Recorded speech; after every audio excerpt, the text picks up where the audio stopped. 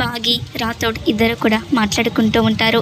బాగి చెప్పిన నిర్ణయం విని రాథోడ్ షాక్ అయిపోతూ, ఏంటి మిస్సమ్మ ఇది, బిడ్డను వద్దనుకోవడం ఏంటి, ఎవరికైనా సరే తెల్లవ్వాలని ఉంటుంది కదా అని రాథోడ్ అంటూ ఉంటే బాగి చాలా బాధపడిపోతూ, లేదు ఈ బిడ్డను నేను కనాలనుకోవట్లేదు అని చెప్తూ ఉంటుంది. ఎప్పుడైతే 6 అక్క పిల్లలు నా పిల్లలు అని అనుకున్నానో ఇక నేను ఆయనకి పూర్తిగా భార్యనయ్యాను. అప్పుడే నిర్ణయించుకున్నాను 6 అక్క పిల్లలే నా పిల్లలు, నాకు 4 పిల్లలున్నారు అని బాగి రాథోడ్కి చెప్తూ ఉంటుంది. ఆ మాటలు విని రాథోడ్ కూడా బాధపడిపోతూ ఉంటాడు. ఇక 6 మాయాపేటికలో ఇదంతా చూసి బాధపడిపోతూ ఉంటుంది. ఇక చిత్రగుప్తుడితో ఇలా మాట్లాడుతూ, ఎవరికైనా సరే తల్లి అవ్వడం చాలా అదృష్టం, తల్లి అవ్వాలి అని కోరుకుంటుంది, కానీ నా చెల్లెలేంటి ఇలా అనుకుంటుంది అని 6 కూడా బాధపడిపోతూ ఉంటుంది.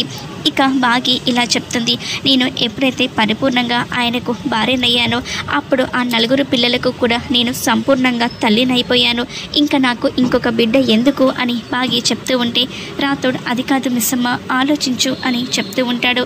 లేదు రాథోడ్, నేను నిర్ణయం తీసేసుకున్నాను, రేపు హాస్పిటల్కి వెళ్ళి అబార్షన్ చేయించేసుకుంటాను అని బాగి తన కడుపు మీద చేయి పెట్టుకొని బాధపడిపోతూ రాథోడ్తో ఈ మాటలన్నీ కూడా చెప్తూ ఉంటుంది.